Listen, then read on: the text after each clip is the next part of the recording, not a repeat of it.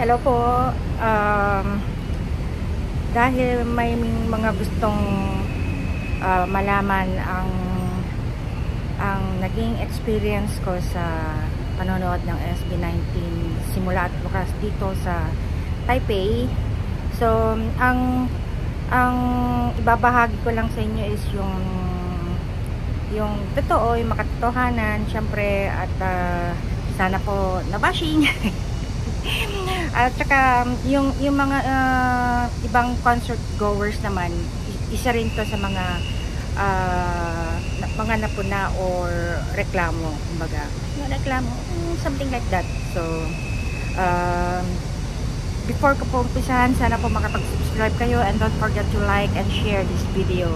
So sa mga 18s, huwag po kayo magagalit kung sakaling dito sa video na to na may mga sasabihin ako. Ito naman is constructive criticism, at ito ay para sa mga taong involved sa production ng concert. At sana sa mga susunod, dahil marami pang mga susunod na concert nga, dahil nag-umpisa pa lang naman sa Taiwan yung world tour nila. So sana sa ibang countries gaya ng Singapore, sa States, sa Canada, wherever, sana maging maayos, kasi wala namang kasalanan ng SB19 sa nangyari kung tutuusin. As in, super ganda ng concert, saludo ako sa kanila, bigay todo sila, ang ganda talaga ng ng mga performances nila. Nakakatawa si Justin, always siya yung parang laging nagbibigay ng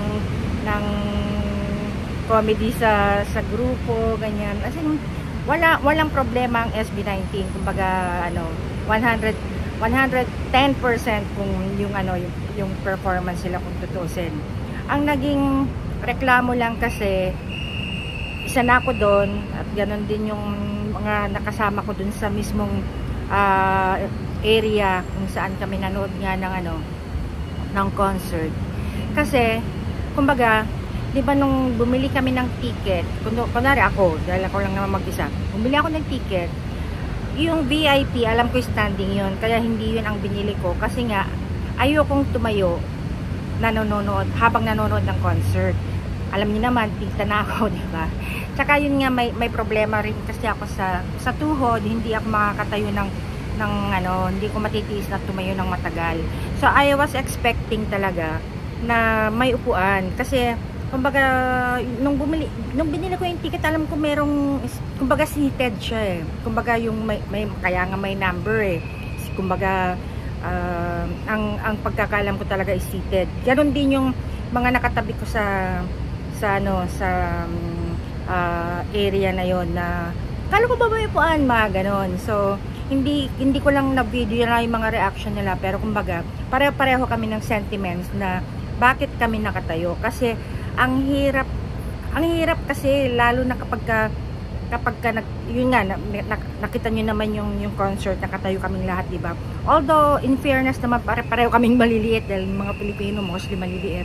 Kaso pag itinaas na yung camera, kapag yung cellphone mo ang tinaas mo, makaka-capture ng cellphone yung performance, pero hindi na makikita ng mismong mga mata mo yung performance, kasi nga nakaharang na lahat yung mga cellphone sa taas, nakaganyan.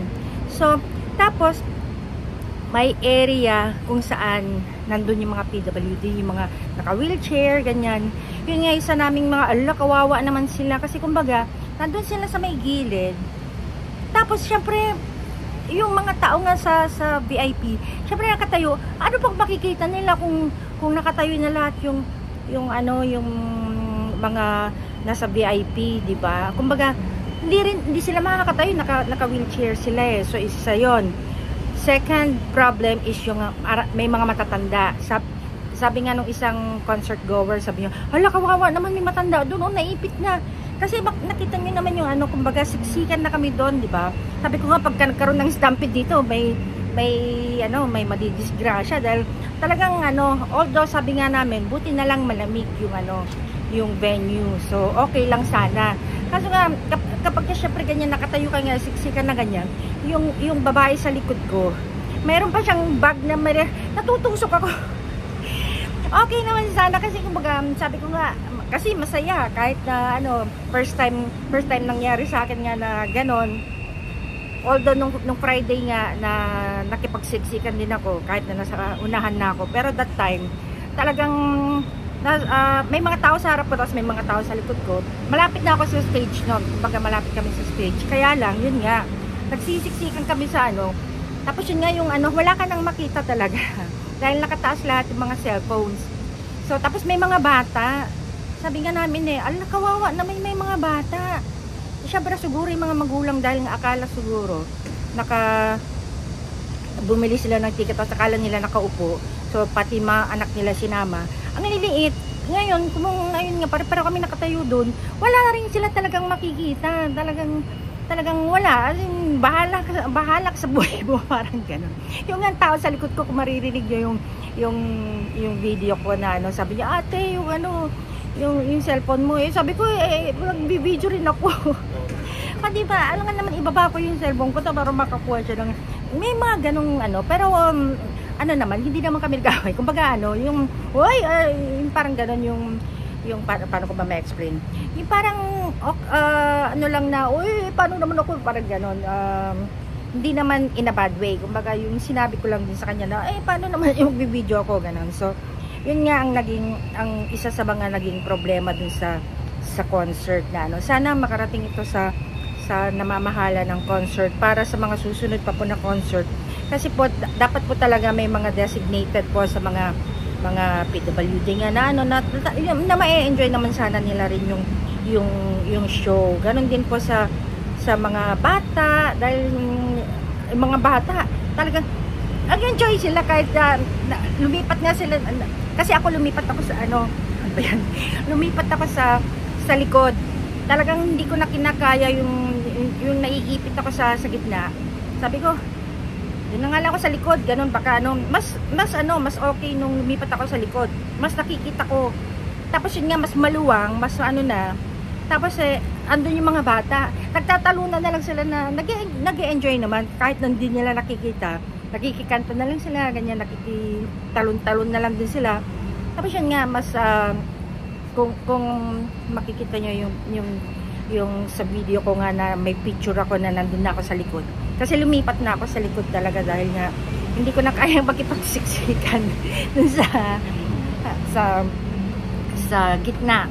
Ayun. Although nagpapasalamat ako dun sa mga nakasama ko dun sa gitna. Hindi ko lang matandaan yung mga name nyo, sorry. Pero nung ano kasi, sabi nung isa, sabi ko, bakit kayo may bulaklak na kulay blue? Ganyan. Wala ka ba niya natin? Sabi sa akin, hindi ko wala Bigyan niya sa akin yung bulaklak na kulay blue. Ayan, kumbaga, sisindihan yan kapag kakinanta na yung yung time. Sabi ko, ganun ba? Tapos meron siya nung light stick na wala ka rin neto ate. Sabi niya sa akin, sabi ko, wala. Sabi niya, sige sa'yo na lang. Binigay niya sa akin yung mga natanggap dun sa concert. Kaya salamat sa iyo, pasensya na hindi ko alam yung pangalan mo, hindi na tayo nagkita nung natapos yung concert. Dahil nga lumipat ako sa likod, hindi na ako nakabalik sa lugar natin. So ayun, although nakita ko yung na-meet ko sa Taipei Main Station nung sabi ko, kasi siya maliit. Nandun din daw siya sa likod. Tapos sabi niya, okay lang sa kanya na ang gusto niyang makita is yung reaction nga ng crowd. Ganyan. Although, ako, nag-enjoy ako kasi sabi ko, buti na lang, nakita ko na sila in person, as in malapitan, nung Friday sa Taipei Main Station. Kaya okay lang din na nandun ako sa may likod na Tapos yun nga, nakakatuwa nga, tinuruan kami ni Stel ng pagsayaw ng dungkay. Di ba? Ganoon. Nakisayaw kaming lahat. So ayun nga, tapos yun nga, sana ang naging problema lang talaga is yung seating arrangement. Imagine kaming lahat na nasa baba, yung kaming mga hindi ko alam yung iba. Sabi namin, nainggit kami yung mga nasa balcony. Ang sarap ng upo nila, tapos kitang-kita nila yung kumbaga yung performance lahat na ano, walang kahirap-hirap, pamantalang kami nandun sa baba. Ang hirap talaga. Ang hirap manood ng ganon. So, hindi ko yun in-expect na ganon yung concert. Akala ko talaga nakaupo ako na ma-enjoy ko ng todo-todo na makikita ko ng ano. Kasi talaga hindi ako kumukuha ng mga standing. Kasi alam ko naman, concert goer naman ako eh. So, alam ko yung mga lugar ng mga yung mga nanonood ng concert. Alam ko yung may mga nakatayo nga kahit naman sa stage eh, ganun eh, yung may lugar na kung saan nakatayo yung iba, yun nga yung mahal na pwesto eh. Pero kumbaga, ang gusto ko kasi yun nga, nakaupo dahil nga hindi ko matatagalan ang tumayo. Kaya kayo SB19 ha, anong ginawa nyo sa akin? Although nag-enjoy ko talaga. As in, pero kanina, buti na lang, hindi pa ako umuwi kinaumagahan kasi alam kong magkaroon pa ako ng parang hangover. Kaya nung nagising ako kaninang umaga, sakit ng katawan ko na ano, nung kagabi nga nung natapos yung concert eh, hindi na talagang nagtawag na agad ako ng Uber kasi gusto ko nang makabalik sa hotel agad, ganun. Hindi na nga ako nakapag-dinner dahil nga gustong-gusto ko nang ipahinga yung katawan ko. Hirap na hirap talaga ako na gano'n. Mas naramdaman ko naman yung pagod nung natapos na yung yung concert. Pero yung syempre during the concert, dahil nga masaya yung yung show, hindi ko pa naramdaman naman. Tsaka buti na lang meron ding vending machine doon, kaya nakabili ako ng inumin kasi sigaw namin. Natuyuan na ako ng lalamunan, kaya buti na lang merong vending machine doon para makabili ng ng inumin. Ayan. Tapos yun nga nung pagpunta ko doon, akala ko na parang makikita ko agad yung Zepp. Yung pala nandun siya sa loob nung mall. Kumbaga nasa 8th floor siya. Napunta pa ako sa information. Sabi ko, saan yung Zepp? You need to go upstairs. Sabi ko, okay. So, ayun, umakyat ako doon. Tapos yun nga, nandun na yung mga tao, ang dami nakapila. So, sabi ko, saan kaya ako dito? Tapos sabi sa akin nung, ate, tanong ka dun, oh. Sabi. Kaya nung nagtanong ako, yung pala nakapasok na yun. Kumbaga, nandun na sa holding area yung mga kagrupo ko na Kaya nung pinatayo na kami doon sa holding area nga hanggang sa pinapasok na kami. Yun nga, kumbaga pagpasok namin, kumbaga saan tayo dito, parang gano'n. Hinahanap namin yung saan kami pepesto. Yung pala, bahala ka sa buhay mo kung saan ka pepesto, kanya-kanya. Talagang, oh my God, parang nung pagpasok namin doon, yung mga dati nandun na nakakuha ng yung mga VIP, nakaupo sila doon sa floor. Habang naghihintay, ganyan. Kaya sabi ko, naku, patay. Sabi ko, kumaga, tapos nakita ko nga may mga nakaupo na, nakaupo yung mga PWD dun sa may kaliwa namin. So sabi ko, patay tayo dyan. Kapag nag-start na, pag nagtayuan na lahat dyan, wala na. Which is true. Kumbaga nakita nyo naman yung sa video, puro kamay. Puro kamay na yung yung makikita mo. Actually, ako nakuhanan ko ng video yung concert, pero in fair, kumbaga to be fair naman sa SB19 at sa iba pang mga concert mga pupunta pa sa concert nila sa iba't ibang bansa, ganyan.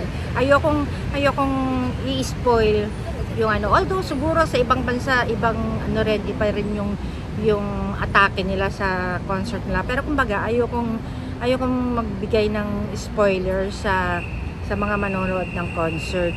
So yung video ng concert na yung kumbaga yung performance nila, ikikip ko na lang to myself as isa sa mga experiences ko sa kanila. So hindi ko na lang i-upload yung buong performances nila. Ayan. Pero kumbaga lahat as in ang ganda, kasi hindi todo sila. Yung unang yung unang dating nung kumanta yung yung kinanta nila yung yung watawat. si Pablo, andun pala siya sa taas, kaya hinahanap namin yung pala nasa taas siya. Kumbaga, kung makikita niyo yung mga video ng ibang nag-upload ng concert, so makikita niyo si Pablo sa taas, hinahanap namin andun pala siya sa taas. Tapos yun nga nandun din yung mother ni Josh tsaka ni Justin na na inaano rin nila yung mga crowd, kaya tuwan-tuwa rin yung mga audiences na nandoon, mga 18s, kaya nakita nila yung nandun nakikisupport, sumusuporta din yung mga nanay ng mga mahalima natin. Ayan.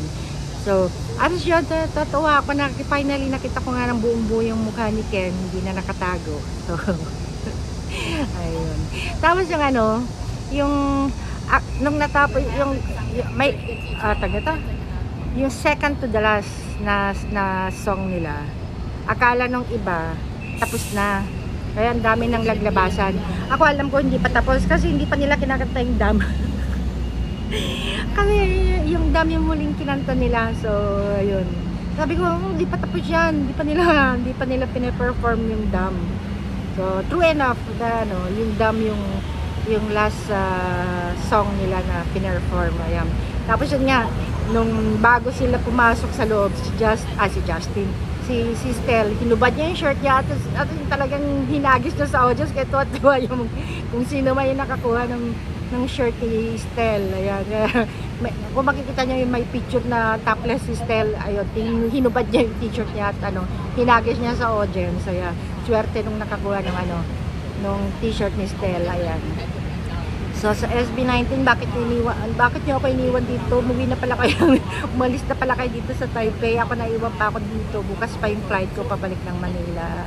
Ayan, I'll see you in Singapore. Sana talagang nakupo na siguro ako nun. at sa mismong meron na akong sound check. So ito kasing sa Taipei, hindi ko alam yung sound check kaya buti na lang sa Singapore meron akong sound check, kaya may experience ko yung sound check sa Singapore. So ayan, so itong video na to uulitin ko, hindi po ito pang babash sa SB19. Inaano ko lang po sa mga concert producers and organizers, sana po maging maayos po ang seating arrangement. Kumbaga, kasi po talagang marami pong kawawa nung dito sa Taipei, yung mga matatanda, yung mga PWD, mga bata. Yun po yung yun lang po yung naging concern ko po. Ganon din po yung sa akin, sabi ko nga po sa inyo, hirap po akong nakatayo ng matagal, pero yun nga, nakayanan ko naman. Pero kumbaga yun, sumakit ang buong katawan ko nung kinaumagahan. So sana po maging maayos po sa mga ibang mga susunod pang mga concerts, para po mag-enjoy naman po yung todo-todo yung mga PWD, mga bata, matatanda. Yun po, fish sa ating lahat, at sana po ayan, patuloy po nating suportahan ng SB19, and to SB19, congratulations and more power. God bless everybody. Bye-bye.